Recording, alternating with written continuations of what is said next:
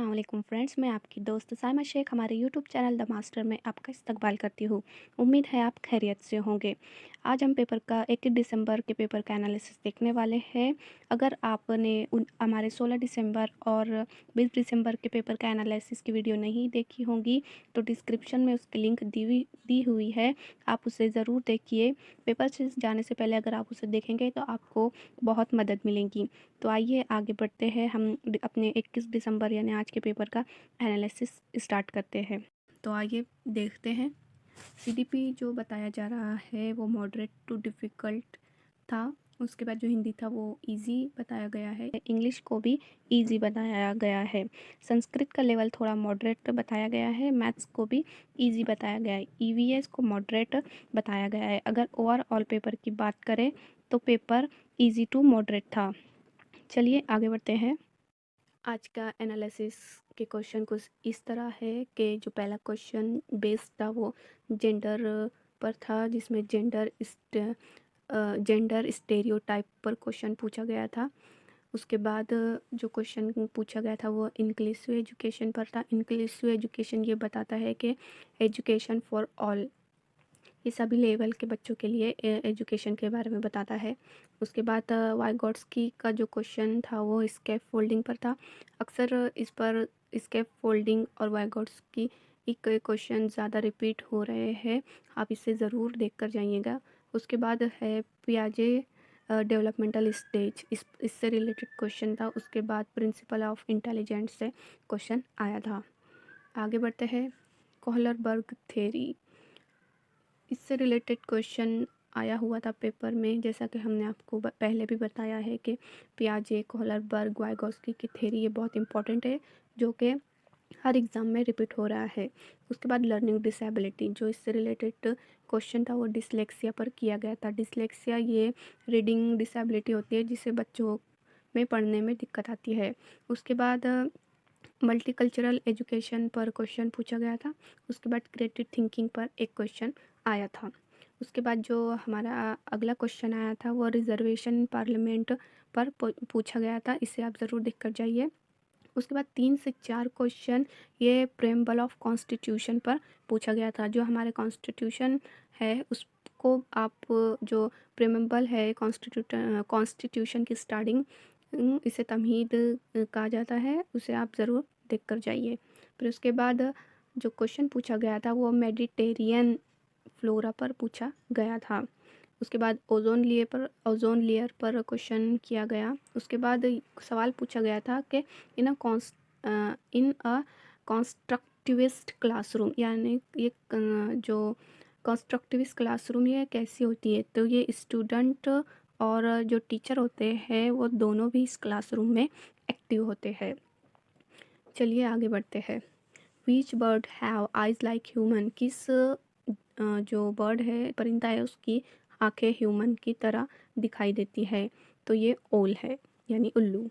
उसके बाद Kohlberg stage third level second is dash dash, तो आपको बताते चलूँ कि जो कोहलरबर्ग की स्टेज है वो 6 स्टेजेस है और 3 लेवल्स है, जिसमें से 4 ऑप्शन दिए हुए हैं। यहाँ पर हम देखेंगे कौन सी स्टेज है। Good girl and good boy ये थर्ड स्टेज है, जो कि जैसा कि क्वेश्चन में पूछा गया है। उसके बाद ये हमारा सही जवाब होगा।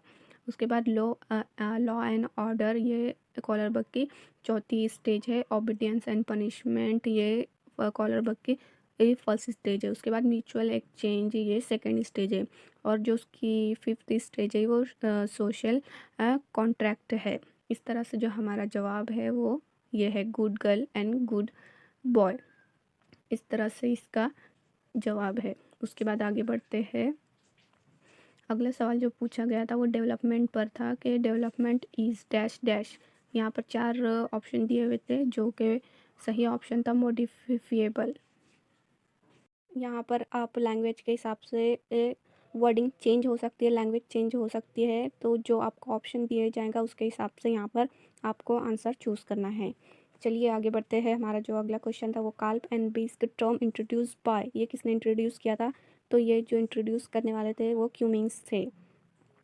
अगर हम काल्प की बात करें तो इसका फुल फॉर्म है कॉग्निटिव एकेडमिक लैंग्वेज प्रोफिशिएंसी। और बिक्स की बात करें तो इसका फुल फॉर्म है बेसिक इंटरपर्सनल कम्युनिकेशन स्किल। इसे भी देख कर जाइएगा क्योंकि एग्ज़ाम में फुल फॉर्म भी पूछे जा रहे हैं। चलिए आगे बढ़ते हैं। अगला जो सवाल था वो पूछा गया था नेशनल एजुकेशन पॉलिसी पर। ये हमारी न्यू एजुकेशन पॉलिसी है, इस पर भी बहुत क्वेश्चन पूछे जा रहे हैं, तो इसे देखकर ज़रूर जाइएगा। अगला जो सवाल था, a child sees square as rectangle child belongs to which stage in Van Hiele model. Van Hiele model की ये कौन से स्टेज है, तो ये ज़ीरो विजुअलाइजेशन है इसका आंसर। हमारा अगला सवाल है, at what stage does the child become an active members of his peer group. तो ये कौन से स्टेज में होता है, एडोलेसेंस पीरियड में ये दिखाई देता है। अगला सवाल है, वाइगॉट्स की थ्योरी ऑल्सो नॉन एज। तो इसका आंसर है सोशियो कल्चरल अप्रोच या सोशियो कल्चरल थ्योरी। हमारा अगला सवाल है, दांडी यात्रा से रिलेटेड क्वेश्चन था। ये दांडी यात्रा 1930 यानी 1930 में की गई, जो साबरमती आश्रम से दांडी के मकाम पर की गई थी। इसे याद रखिएगा। चलिए आगे बढ़ते हैं। कुड़ुक लैंग्वेज ये है झारखंड की लैंग्वेज होती है। ये क्वेश्चन भी रिपीट हुआ है। चलिए आगे बढ़ते हैं। हमारा अगला सवाल है, who avoided general factor of intelligence. यहाँ पर अब जो आंसर होगा वो ऑप्शन के मुताबिक होगा, जैसा कि हॉवर्ड गार्डनर थॉर्नडाइक, इन्होंने जो जनरल फैक्टर ऑफ इंटेलिजेंट है इसे अवॉइड किया था। तो आप जो ऑप्शन दिए हुए होंगे डिपेंड ऑन ऑप्शन, तो इसके मुताबिक आंसर लगाइएगा।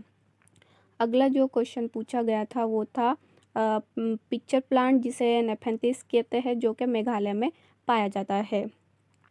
अगला जो था वो statement related question in pedagogy, यानी पैडागॉजी से क्वेश्चन आया था।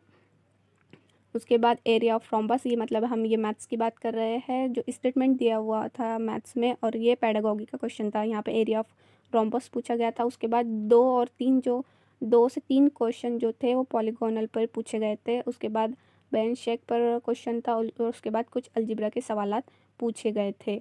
इस तरह से यहाँ पर सवालात किए गए थे।